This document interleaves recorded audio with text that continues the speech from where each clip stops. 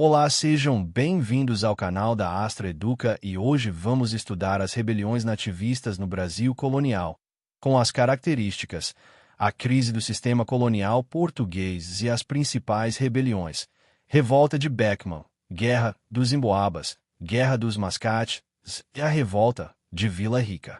Esse tema cai muito na ESA porque exige que você entenda motivações, grupos envolvidos e consequências políticas e econômicas. Vamos começar com o conceito e as características das rebeliões nativistas.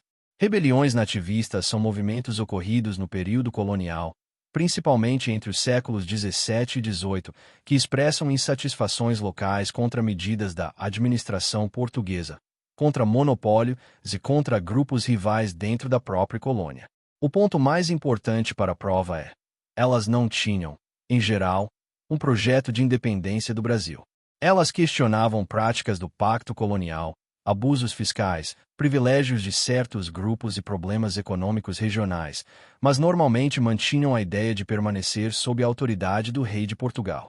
Então, em termos de característica, as rebeliões nativistas costumam ser locais, com liderança de grupos coloniais, como senhores de engenho, comerciantes, militares ou moradores de regiões específicas.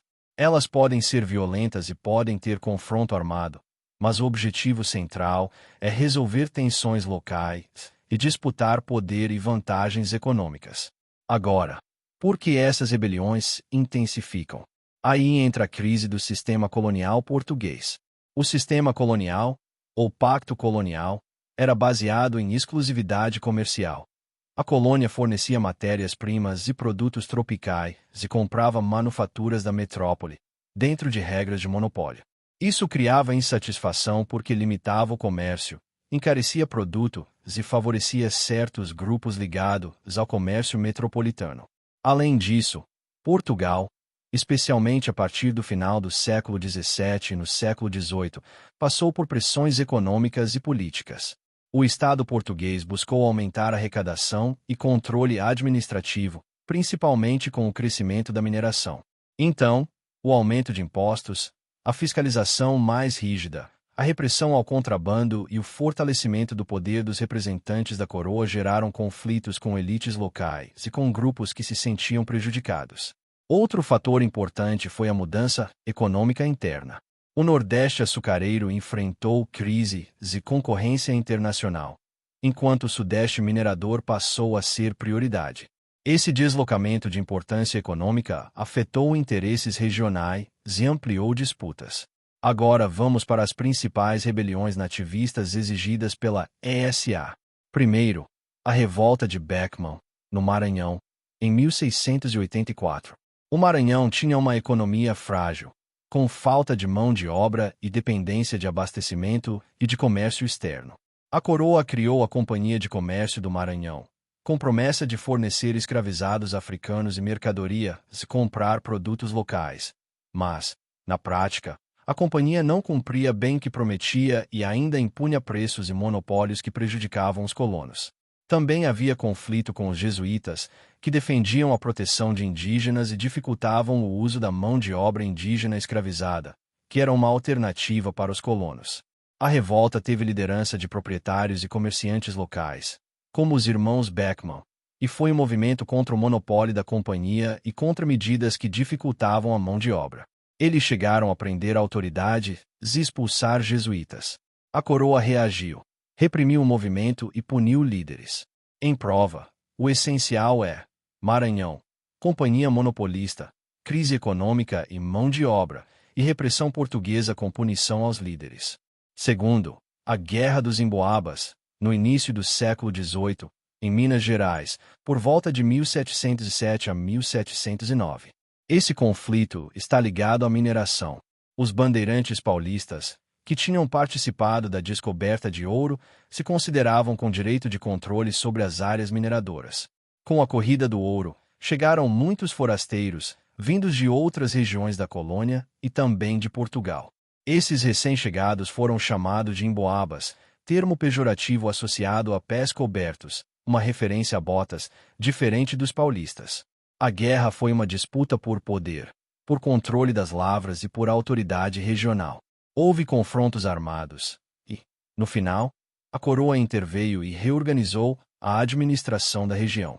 Uma consequência importante foi a criação de uma administração mais direta e a separação de São Paulo e Minas em unidades administrativas diferentes, reforçando o controle da coroa.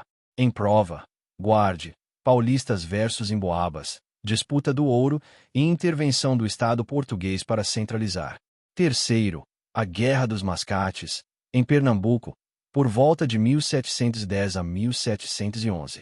Aqui o conflito é entre a elite rural de Olinda, ligada aos senhores de engenho, e os comerciantes do Recife, chamados mascates.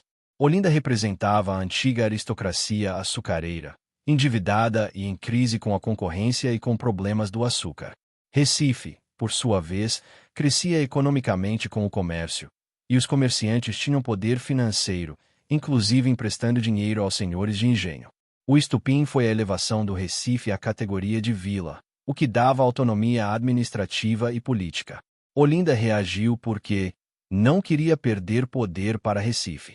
Houve conflito, invasões, disputas políticas e intervenção da coroa.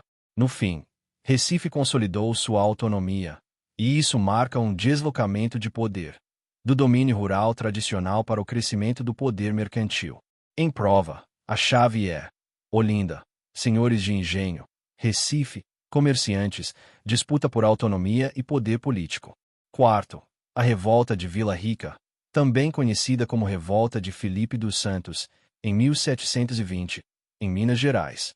Essa revolta é diretamente ligada ao aumento do controle fiscal na mineração. A coroa queria reduzir o contrabando e garantir o quinto. Para isso, intensificou mecanismos de fiscalização, especialmente a instalação de casas de fundição, onde o ouro deveria ser fundido e selado antes de circular. A população local, incluindo mineradores, comerciantes e setores urbanos, viu essas medidas como ameaça aos seus ganhos e como aumento de controle e restrição econômica. O movimento teve participação destacada de Filipe dos Santos e expressou insatisfação contra as casas de fundição e a política fiscal. A reação da coroa foi dura: repressão, punições e execução de líderes, mostrando a força do controle metropolitano na região mineradora. Em prova, o essencial é Minas, casas de fundição, fiscalismo, repressão. Agora, para não errar na ESA, você precisa separar nativismo de separatismo. Nativismo é contestação local, sem ruptura com Portugal. Já os movimentos separatistas, como a Inconfidência Mineira e a Conjuração Baiana, aparecem no final do século XVIII e já trazem projeto de independência ou ruptura mais clara, com influência do iluminismo e de revoluções atlânticas. Fechando a aula com resumo para a prova. Rebeliões nativistas são movimentos locais no Brasil colonial contra abusos, monopólios e disputas de poder, sem objetivo principal de independência. A crise do sistema colonial envolve pacto colonial, monopólios, aumento de impostos e fiscalização, e reorganização do poder metropolitano. Revolta de Beckman é Maranhão, companhia de comércio e disputa por mão de obra e comércio. Guerra dos Emboabas é Minas, disputa entre paulistas e forasteiros pelo ouro, com intervenção da coroa. Guerra dos Mascates é Pernambuco, conflito entre Olinda e Recife, senhores de engenho contra comerciantes e disputa por autonomia. Revolta de Vila Rica é Minas, oposição às casas de fundição e ao fiscalismo, com repressão portuguesa. Se você memorizar contexto, grupos e motivo central de cada uma, você acerta com segurança.